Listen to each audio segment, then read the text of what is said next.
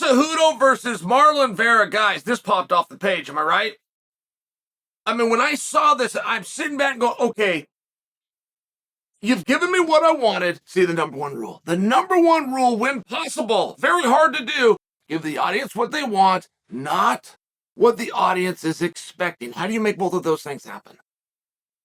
It's really tough. It's why this doesn't happen every single day, and it's why Vera versus Cejudo is a treat.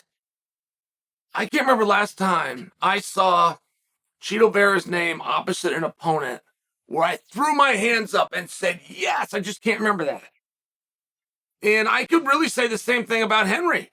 I can't remember a specific opponent or match where it's like, yeah, boom, we got him. This is it. This is the one. Why is it here? I guess I just didn't see it coming.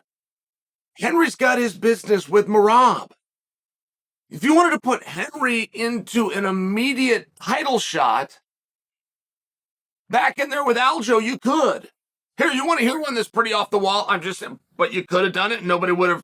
What if Henry gets named as the backup fighter for the 45-pound interim championship? Rodriguez versus Volkanovski, which, by the way, will be an undisputed. Do you get my point? He could have gone to that spot. And I get where that would be weird. I'm just sharing with you. There was a lot of things that could be done. There was things that Henry asked for. He asked for Merab. Henry and Sugar Sean, they're not going to get it right. Like, there's not a day where they're going to come in and shake hands and be bro-hugging and it's going to slip out on Instagram. The tie-in, the egos, the success, the rankings, and the demographics of they're both in Arizona, it doesn't work that way. So I'm just sharing for you, when all of a sudden Chito Vera comes in, swooping on a 6, I didn't see it coming. And Chito's been such fire, man. Chito Vera has been so awesome lately. Everybody has to work on something, right? And you'll hear a lot of great sports guys tell you, and they'll tell you to the point that most of us brush it off because we don't accept it as true, or we don't think that it's hardcore and driven enough. But the greats will tell you the only one you're competing with is yourself. Well, that's a really cool thing to say if I'm looking for some sunshine blowing up my ass, but that isn't the reality. Matter of fact, I'm competing with that guy right there. He's already in the ring. I'm second. I'm getting Vaseline put on. Him right there is who I'm competing with. So, right, and people dismiss it.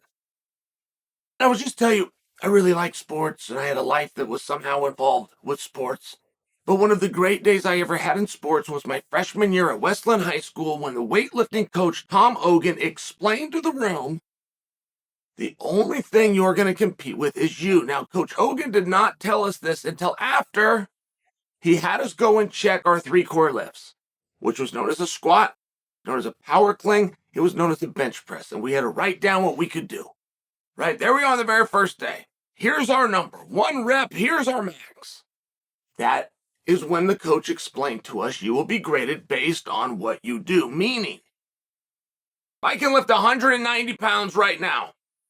And at the end of the year, I'm lifting 190, and it's the strongest of the whole room. The closest to me is 130. I am easily the strongest guy in class. I will not get a passing grade. If I started at 190 and I end at 190, I'm competing against myself, and I've done nothing. That's how this will be looked at. But if I started at 130 and I got up to 155, even if there is guys in the class doing 190, it's got nothing to do with me. I started at 30. I finished at 55. It's important that you understand these things, that you really are just competing against yourself. And if you start thinking about outcomes over performance, it goes the wrong way. If you're Chito and you start thinking about, I love wrestling, I respect wrestling. When I got in this sport, the toughest guys and the most successful guys were the guys that were better at wrestling. Oh, crap, I'm taking on the champ, the Olympic champ, right? That's a thing. And I would love if Sterling would come and speak about how he got around that. Because many guys have said, oh, the Olympics is over here, and that's wrestling, and this is sport fighting. Many guys have said the right words. But they feel it, and they think it. And as soon as they grab a hold of each other, as soon as they get clinched, when they get to an over-under, They start thinking about danger zone. They start feeling hips. They start trying to break and pull on his back, see where his strengths are, and they start to get really intimidated. That is perfectly common. But Sterling found a way. I mean, Sterling, the day before the match, got cut. He was so mad, and he was just ranting to himself as he's walking by, and somebody had a camera on him. And Aljo, talking about Henry, Aljo says, "This isn't wrestling. This is fighting. I will shove that gold medal from the Olympics right up his ass." He says this like to himself. He's just storming, and somebody had it on camera. But it was this attitude that he really was able to carry with him into the fight itself. And I just bring that because Cheeto is going to have to do that same thing. Everybody that deals with Henry is going to have to do that same thing, which is to get over the fact that of the important elements that go into MMA, he was king. But it's not the only element in MMA.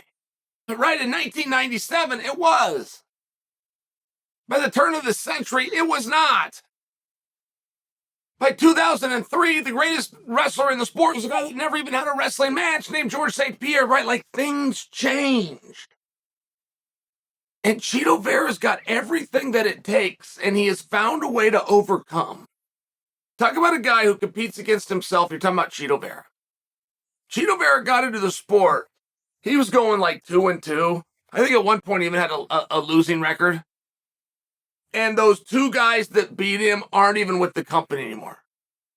I mean, that's a big deal, though. It wasn't as though he was losing to top guy. He's just losing to regular guys that are trying to get their footing the same as he is. Oh, by the way, they lost so many, they're out, and then he figured it out and turned the corner.